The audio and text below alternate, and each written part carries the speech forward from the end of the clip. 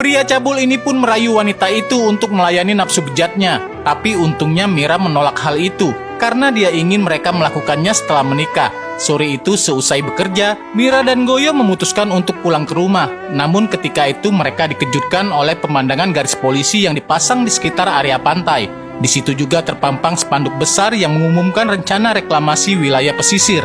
Mira dan Goyo menyadari bahwa reklamasi tersebut hanya akan mengancam kehidupan para nelayan. Kemudian di keesokan harinya keadaan semakin tegang.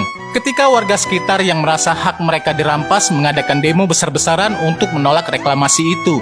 Di barisan depan aksi tersebut terlihat Moses atau ayahnya Mira, yang dengan berani menyuarakan penolakan tersebut. Namun di tengah panasnya aksi protes, Moses tiba-tiba terjatuh karena serangan stroke. Kejadian itu membuat suasana berubah. Mira merasa putus asa mengetahui bahwa dia harus memikul tanggung jawab besar untuk mengurus sang ayah. Goyo sebagai sang kekasih berusaha mendukung Mira semampunya, dan dengan penuh penyesalan, dia meminta maaf karena tidak bisa membantu lebih banyak lagi secara finansial. Meski begitu, Goyo tetap berusaha menyemangatinya. Beberapa hari kemudian, Mira memutuskan untuk mendatangi kantor balai wilayah setempat dengan harapan dapat menyampaikan langsung permohonannya agar reklamasi bisa dihentikan. Namun Thalia mengatakan kalau Douglas sedang sibuk. Lalu ketika Mira hendak pulang, Douglas malah tiba-tiba keluar. Mira pun segera menghampirinya dan dengan penuh semangat, Mira menjelaskan maksud kedatangannya, serta kekhawatirannya tentang dampak negatif yang akan ditimbulkan reklamasi terhadap warga pesisir.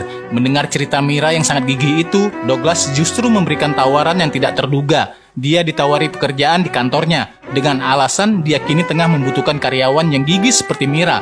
Tawaran ini pun tentu langsung diterima oleh Mira dan dia berharap langkah ini dapat menjadi awal dari perubahan yang lebih baik. Di malam harinya, Mira bertemu dengan Goyo untuk berbagi kabar gembira tersebut. Dengan penuh keyakinan, Mira menceritakan bahwa proyek reklamasi pantai kemungkinan besar tidak akan dilanjutkan.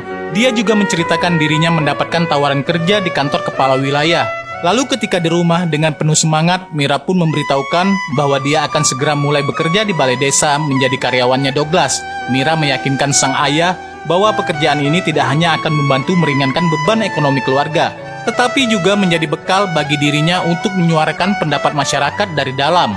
Kemudian tepat di hari Senin, Mira dengan diantar oleh Goyo datang ke balai desa untuk bekerja.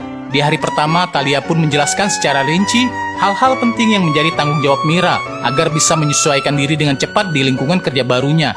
Lantas malamnya saat Mira pulang ke rumah, dia justru mendapati kondisi ayahnya yang semakin memburuk. Ayahnya terlihat begitu kesakitan dan Mira sadar bahwa dia harus segera membawa sang ayah ke rumah sakit.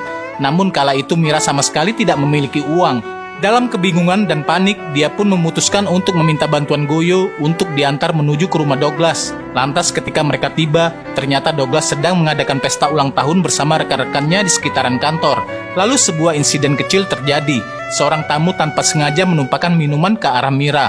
Thalia menawarkan bantuan dan memberikan baju ganti untuk Mira. Lalu bagaimana kisah ini selengkapnya? Saksikan next part.